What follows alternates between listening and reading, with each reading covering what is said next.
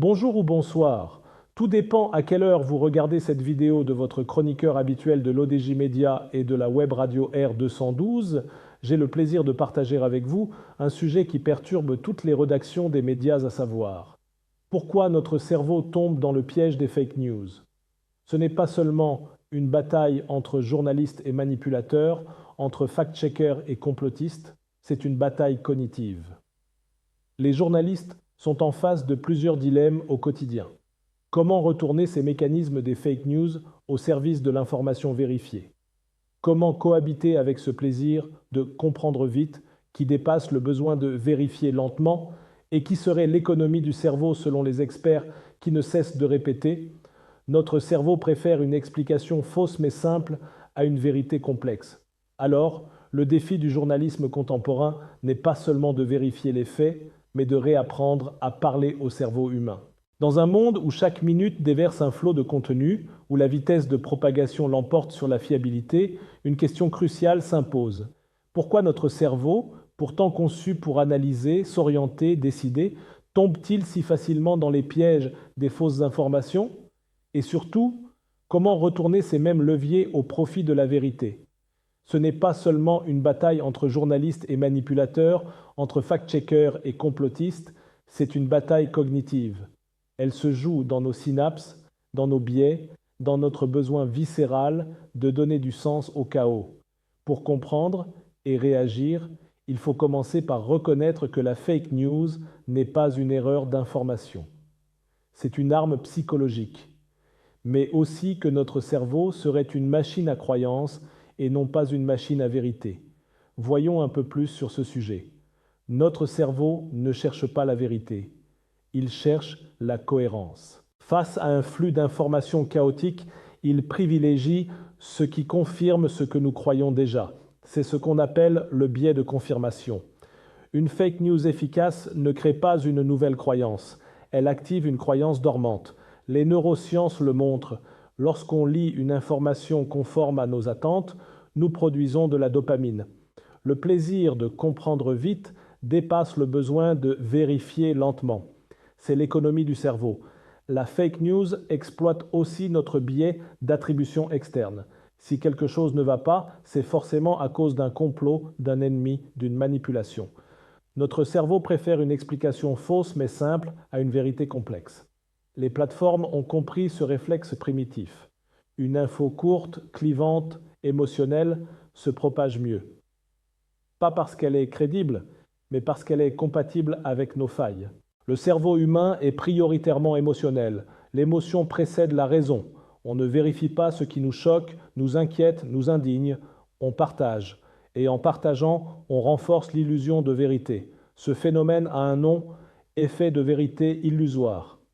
Plus une fake news circule, plus elle semble vraie. La colère, la peur, la nostalgie, l'espoir, chaque émotion est un levier.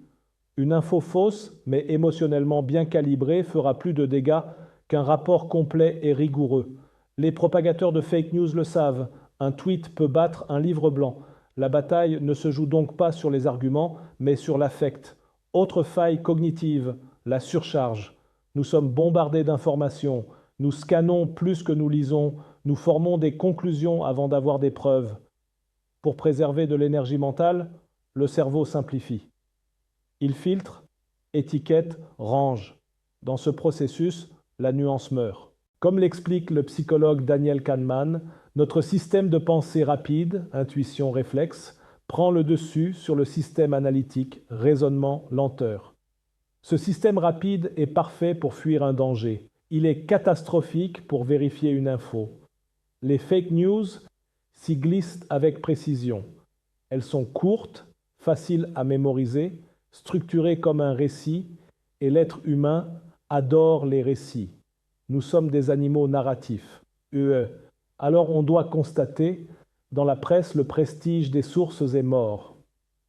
Avant, le journalisme était un filtre. Le monde parlait, la presse relayait. Aujourd'hui, tout le monde publie. Résultat, le cerveau ne distingue plus clairement ce qui est produit par un expert ou par un influenceur masqué. La confiance n'est plus rationnelle, elle est émotionnelle, tribale, identitaire. Qui l'a dit devient est-ce que j'aime cette personne? Est-ce qu'elle me ressemble? Est-ce qu'elle confirme ma vision du monde? La fake news gagne parce qu'elle remplace l'autorité par la proximité. Alors que faire? Copier les outils des fake news? Mais pour la vérité, il ne s'agit plus de lutter contre l'irrationnel avec du rationnel pur, il s'agit de comprendre les circuits cognitifs et de les réinvestir pour le vrai.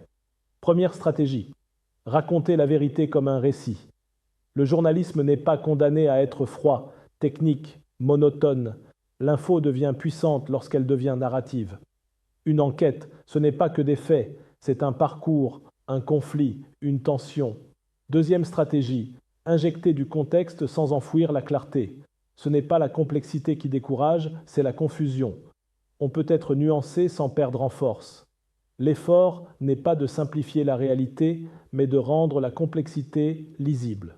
Troisième stratégie, utiliser les émotions comme vecteurs. Ce que les fake news font avec la peur, le journalisme peut le faire avec l'émerveillement, la lucidité, parfois même l'ironie.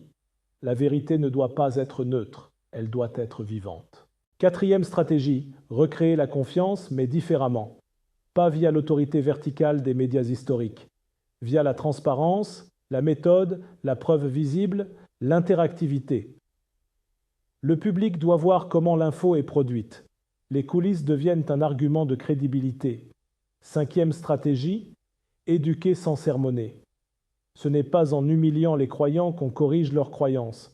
La pédagogie se joue sur le terrain de la reconnaissance cognitive.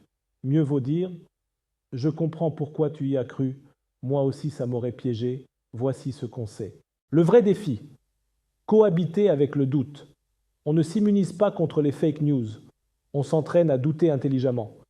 Accepter qu'une info malveillante puisse nous duper n'est pas une faiblesse, c'est un premier pas vers la vigilance. Les neuroscientifiques le répètent, ce n'est pas la crédulité qui est naturelle, c'est la confiance. Le cerveau humain est construit pour croire d'abord. Cela a permis à nos ancêtres de survivre ensemble. Aujourd'hui, cette confiance est exploitée. Pour renverser la dynamique, il ne suffit pas de la détruire. Il faut la réorienter vers une nouvelle grammaire de la vérité. Le futur ne s'écrira pas avec des discours moralisateurs sur l'importance des faits. Le futur du journalisme passera par une écriture vivante, des formats adaptés au cerveau saturé, des récits qui instruisent sans simplifier, une prise en compte des émotions, des preuves intégrées au storytelling, un usage stratégique des mêmes biais cognitifs que les fake news. La bonne information ne gagnera pas parce qu'elle est vraie. Elle gagnera lorsqu'elle sera désirable, lisible, partageable, mémorable. Tant que la vérité restera froide, elle perdra face aux mensonges qui réchauffent. Le combat n'est pas de détruire les leviers psychologiques des fausses nouvelles, il est de les réinventer pour que la vérité circule elle aussi à la vitesse du cerveau. Et si la révolution de l'information commençait en acceptant que la rationalité n'est pas notre langue maternelle? Le défi du journalisme contemporain n'est pas seulement de vérifier les faits, mais de réapprendre à parler au cerveau humain. Dernière chose à ne pas ignorer, l'intelligence artificielle, IA, transforme profondément le paysage médiatique, mais elle apporte aussi son lot de défis pour les journalistes. La prolifération de fake news générées par des algorithmes rend encore plus difficile le travail de vérification. Les journalistes doivent naviguer dans un océan de désinformation, où les faux contenus se propagent plus vite que les messages vérifiés.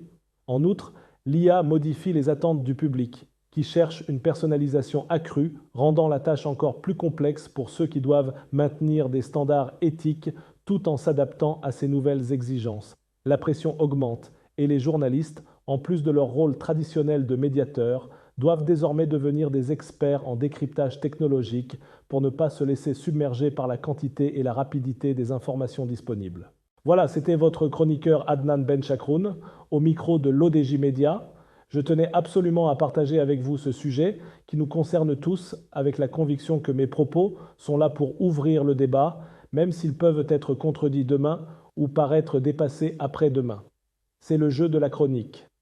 Prendre position, quitte à se tromper, pour mieux avancer ensemble. On se retrouve très bientôt pour une nouvelle chronique, toujours avec la même liberté de ton et le même regard critique. À la prochaine, si vous le voulez bien, et n'oubliez pas de vous abonner à notre chaîne YouTube LODJ 24 pour ne rien rater. Vous êtes chaque jour plus nombreux à nous suivre et c'est ce qui donne tout son sens à cette aventure médiatique.